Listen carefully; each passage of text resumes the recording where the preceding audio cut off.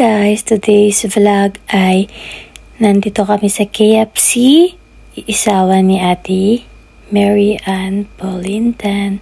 At ayan, ipapakita ko sa inyo kung ano ang nasa loob ng KFC. Napag-isipan kasi namin kumain sa labas at ililibre ako ng ate ko. At ayan, nag-order na siya. Nagde-decide na siya kung ano ang kakainin namin. Habang nagde-decide siya ng kakainin namin, at ako'y nagve-video at ipapakita sa inyo kung ano ang KFC dito sa Japan. Mag-chicken joy kami. Siyempre, meron silang chicken. May hot sila ngayon na Korean chicken. And then, meron din silang original chicken lang. Nag-iisip pa si Ate Maan kung ilan yung i-order niya. Pero dalawa lang kaming kakain, guys. Ayun ang totoo. Kami lang talagang dalawa yung kakain. Day off pala namin ngayon. It's Thursday, Mokuyobi. Yung day off namin, guys. Dito kasi sa Japan, self-order yung nandito. Mag-isa kang mag-order. And then, nag-a-accept sila ng cash, credit card, Visa, Suica, at iba pa. Very convenient talaga pag nandito ka sa Japan, guys. As inconvenient talaga. Sa 4 years kong pag-stay dito sa Japan, guys, sobrang convenient yung mag-order ka sa fast food. At meron din silang mga delivery sa apps. I-download mo lang siya sa phone mo and then kung ano yung mga gusto mo, i-deliver nila kaagad yun, guys. Parang sa Pinas din naman, pero dito sobrang fast ng service nila. As in hayay. Siyempre, tayo mga OFW, pag day off natin, kailangan din natin mag-chill, kailangan din natin lumabas at kumain. Pero guys, dito sa KFC ng Japan, wala silang sinaserve na rice. So, chicken lang and then burger, and then meron din silang mga side dishes. Yan, kung nakikita nyo naman sa screen, nag-order din si Ate Maan ng soft drinks. Yung mga soft drinks nila, meron silang Pepsi, Coke, Fanta, Minute Maid, at iba pa. Uy, KFC, baka naman. Charet! Charot na charet! Tapos guys, naka-line yan kami. May naghihintay sa likod.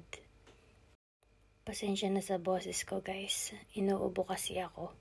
For 2 weeks na po. At ayan, select of payment method. Siyempre, cash tayo. Ayan na, ilalabas na ni Ate Ann ang kanyang okane. Okane, okane, okane ipay. Magbabayad lang kami, guys. Siya lang pala yung magbabayad kasi ililibre niya ako kasi ako ang Ichibang Purita. Yan, 2,970 lang. Yung binayaran ni Ate Maan, kung sa pera natin yan ay nasa 1,400 kuray siya, guys. Tapos, lalabas yung receipt, yung resibo. Tapos, meron din siyang number and makikita mo na lang siya sa screen. At ayan naman, guys, konti lang talaga yung mga kumakain dito. Yung iba, take out lang talaga sila. Drive-thru din. Medyo malayo kasi yung bahay ko kay Ate Maan. Si Ate Maan sa Fuki siya. And then ako, sa Kofu naman ako. So, magbabike lang. At ayan, nandyan na yung order namin. Chicken. Tigta-tatlong chicken kami. Tapos large fries. Then yung side dish may coleslaw. Oh my God, happy tummy na naman tayo dito, guys. Madaming salamat, Ate Maan. At meron pang pa-surprise dyan. Hintayin ninyo, guys. At isa lang yung lalagyanan, kaya naghingi ako ng extra. Sumimasen! At ayan, guys. Syempre, mga Pinay tayo. Nagdala kami ng rice. Tingnan nyo, guys. May pa-rice pa kami. Kami lang yung gumagawa dito pero bawal yan, guys. Sabihin ko sa inyo. Siyempre, maghuhugas tayo. Kailangan natin magkamay para masarap yung kain natin. My God. Tingnan nyo, sayang-saya pa ako. nananaba na tayo sa Japan, guys. Dati, ang payat-payat ko lang nung nakarating ako dito. Ay, mataba na din, pero pumayat, tumaba, pumayat. Ayun lang. Siyempre, habang kakain kami, magkukwentuhan muna kami. There's a lot of chika-chika. Overload tayo. Ayan, nakikita niyo ba yung rice? Tamang dala lang ng rice. Lalagyanan namin guys, alam nyo kung ano. Lalagyanan ng dried mango. Sarap naman ang kain ng dalawang to. Ayan, no? Pa-video pa para meron kaming mga omoide. Yan, memories. Memories sa Japan. KFC. Fuefuki. Yamanashi, Japan. Ayan na nga. Napasarap yung pagkain ko. At napasarap na din ang kwentuhan naming dalawa. Siyempre guys, need din natin i-treat yung sarili natin minsan. Kasi tayo lang naman Tayo lang naman yung nandito sa Japan. Paggising mo, trabaho. Pagkatapos ng trabaho, magluluto, maglalaba. Sarili mo lang talaga. Pag magkakasakit ka, walang mag-aalaga sa'yo. Kaya dapat tatagin mo yung sarili mo. Tatagin mo yung loob mo, what I mean. Dapat pag nag-abroad ka, malakas yung loob mo. Kasi may time na iiyak ka. May time na ang saya-saya mo. May time din na down ka. Pero kaya lang. Andyan ka na nakarating ka na Laban lang sa buhay. Sana nakikita nyo na masaya kaming kumakain. At narinig nyo pa yung tiyan ko kasi gutom na gutom ako. Natatakam ako dito. Naka-voice record lang ako. Medyo malamig pa dito sa Japan guys Nag-snow pa dyan So, from KFC to my apato is siguro 20 minutes na pagbabike. Ayan, 20 minutes kuray. Na magbike ka. Tapos, pagkatapos mong magbike, kakain ka. Pagkatapos mong kumain, magbabike ka ulit.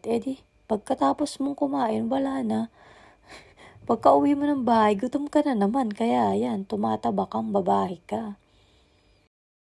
Siyempre, kailangan muna din namin magchismisan ni Ate Ann ng mga bagay-bagay. Siyempre, ganyan talaga ang buhay.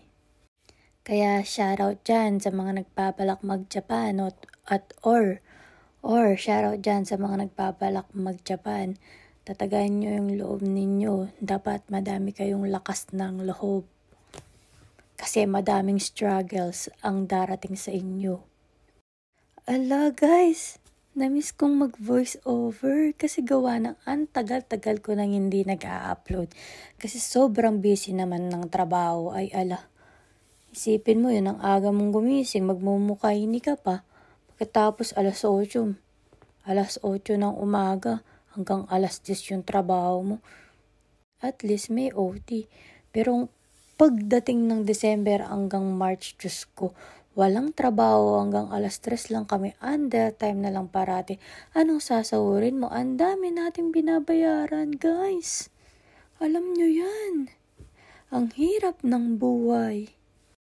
Kaya thankful ako kasi nakarating ako sa Japan. Thankful ako. Sobrang thankful ko talaga, guys. Dami ko na nga natutunan sa Japan Sa loob ng 4 years. 4 years and 3 months na ako dito, guys. May iyak, may tawa, may pag-e-emote sa buhay. Kailangan natin yun, guys. Oo nga pala, guys. Kung gusto niyo magpapasabay, i-chat nyo lang ako kasi nagpapapasabay ako, guys. From Japan to Pinas. Pero hindi ako nagpapapasabay ng Pinas to Japan kasi sobrang mahal nun. At ayan na nga, paubos na yung pagkain namin. Sobrang busog na namin dyan. Yung isa dyan is soft drinks and then yung isa naman is tubig lang.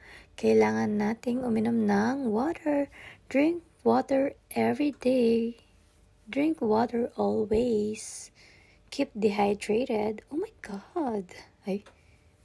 Pero guys, Wala rin pa yung KFC pala sa Japan, wala ring gravy. Iba pa rin talaga yung sa Pinas. Only gravy ka talaga, guys. May rice na, may only gravy ka pa. Dito sa Japan, wala lang. Futsu lang siya. Normal lang na may burger, merong bucket, chicken, and then yung mga coleslaw, pie. Ayun lang, guys. Wala talaga siyang literal na rice and gravy. Kailangan mo na lang gumawa ng DIY gravy, guys. Kung gusto nyo ng gravy. At ayan, guys. Parati na lang tayo. At ayan, at ayan, at ayan. Ayan lang. Tamang kain lang. At yung information lang, ayan. Sa KFC. Ganyan lang naman yung KFC dyan. Sobrang normal lang. Ibang-iba sa Pinas, diba? Pagpasok mo ng KFC, ang dami ng tao. Dito, walang katao-tao, guys. At ayun, ayan ang KFC moments namin ni Ate Mean. Namimiss ko na nga siya. I love you always, Ate Mean. Thank you for loving me. And sa pagtatatag ng loob at pagbibigay ng advice sa akin. Mahal na mahal kita, Ate Mean. I miss you so much na po wala na akong kasamang kumain sa labas at pag sa day off na Yasumi, andiyan ka palagi para sabihin, Mary, tara, gala tayo. Di ba ganun si Ate Mean, guys?